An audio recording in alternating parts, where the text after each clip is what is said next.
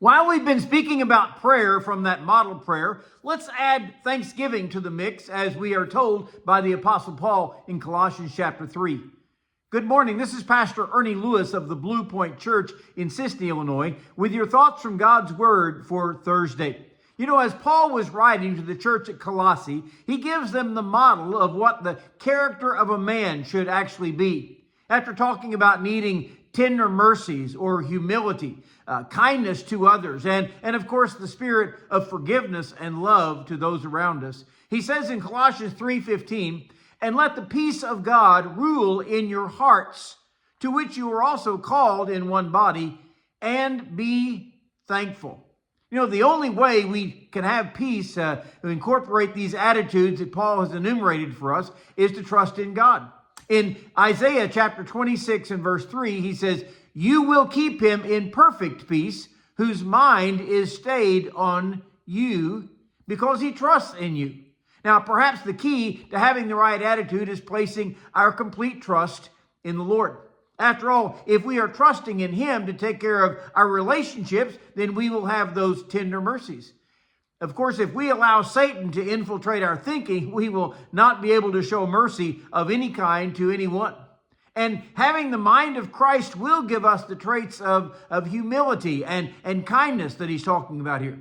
And we will seek the peace of God to have its way within our heart and our mind.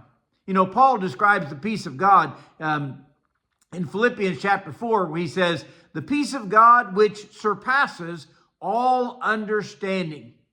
And the reason it surpasses man's understanding is because he cannot imagine having peace in the midst of turmoil in your life. You know, you take the 3 Hebrew men in the fiery furnace, or even Daniel, who is in the lion's den. Because these men had complete faith in their God, they had peace in the midst of a frightening place. And Paul doesn't just say we should seek peace, but he says, let the peace of God rule in your hearts. That means God's peace has all my attention. It has my way of thinking. We will not let anything else infiltrate where God is ruling. And Paul mentions this is actually our calling. He says, "To which you are called in one body, and be ye thankful." You know, this is an attitude of the mind, just like we find in the Beatitudes, you know. Don't just conjure up a number of things that we should be thankful for. You know, if we could always remember those blessings of God, that'd be great. But he is actually describing the character of a man, which says, from the inside out, this is a thankful person. Always looking for the good in others. Always looking for the blessing of this day. Always living in peace.